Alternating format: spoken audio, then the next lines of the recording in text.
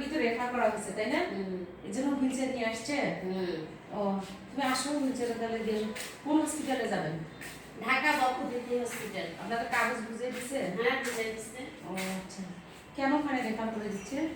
ওই যে ওনার লাঞ্চে পানি আসছে, ওই পানিটা অপসারণ করার জন্য। ও আচ্ছা, তো ঠিক আছে তাহলে মন খারাপ করে না, ওখানে সবচেয়ে ভালো হয় ট্রিটমেন্টটা, বুঝছেন? আচ্ছা ঠিক আছে। তুমি হুইলচেয়ারটা ধরো, নয়তো রুটি পড়ে যাবে। ধরো দুই পাশে পাওয়া করে তুলছে কিনা সেটা দেখো। বুঝছেন?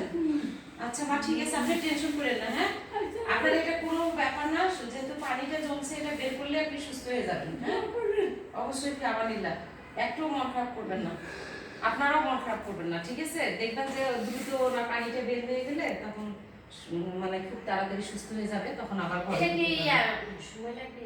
না বেশি সময় লাগবে না আপা। কতদিন লাগবে? এটা ওখানে আপনারা যাচ্ছেন হয়তো বা কালকের মধ্যেই করে দিতে পারে। পানি বের করা তো কঠিন কিছু না, হয়তো তার পাশাপাশি আরো কোনো প্রবলেম থাকে সেগুলো তারা দেখবে এবং ভালো ট্রিটমেন্ট হবে। তো নিয়ে যাও, সুন্দরভাবে অ্যাম্বুলেন্সে করে তুলে দিয়ে আসবা, বুঝছো? যেদিকে সেদিকে নিয়ে যাবা। আমরা বলে দিতেছি এই পাশে আসতে। এখানে ধরো, তুমি তো কখনো কাজ করোনি, আজকে প্রথম তাই না? খুব সুন্দরভাবে রুগী নামাই দিবে। তো ঠিক আছে মা, আপনি একদম টেনশন করবেন না, ঠিক আছে? ভালো হয়ে যাবে। হ্যাঁ, অসুখ বিসুখ দিয়ে আল্লাহ পরীক্ষা করে, বুঝছেন?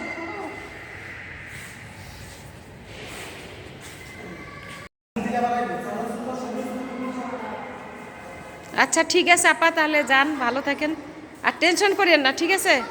আচ্ছা আপা ঠিক আছে, আল্লাহ হাফেজ, আসসালামু আলাইকুম।